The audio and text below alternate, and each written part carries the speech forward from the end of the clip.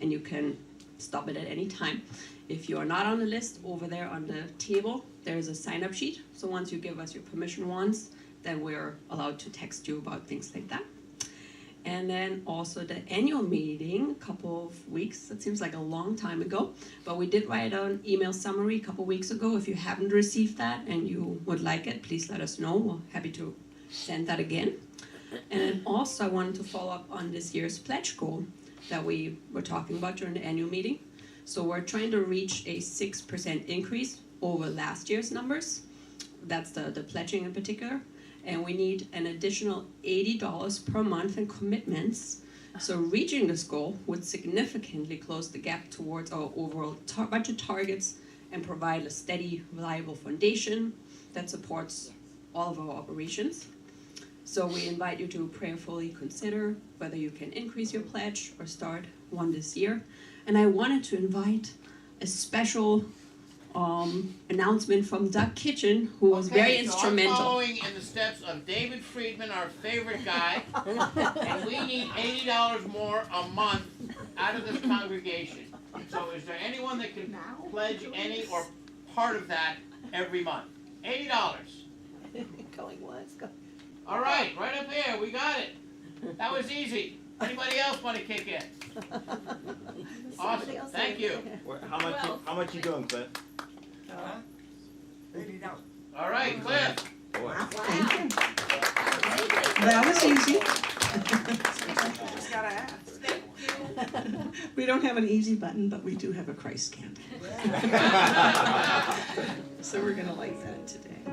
And we see Christ in unity as the divinity that's in us and it's in everybody.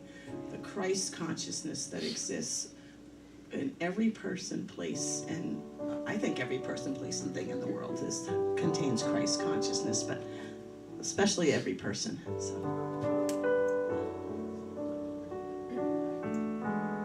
if you'd like to repeat with me, the Christ within is awake now. Christ within is awake now. Blessed always, blessed always, for the arms of God surround us. Let our joy be so triumphant that we rest in God and say amen. Let's know that again together. Blessed always, blessed always, for the arms of God surround us. Let our joy be so triumphant that we rest in God and say amen. Now it's time to look at our week and see what blessings have come to us or what we're grateful for.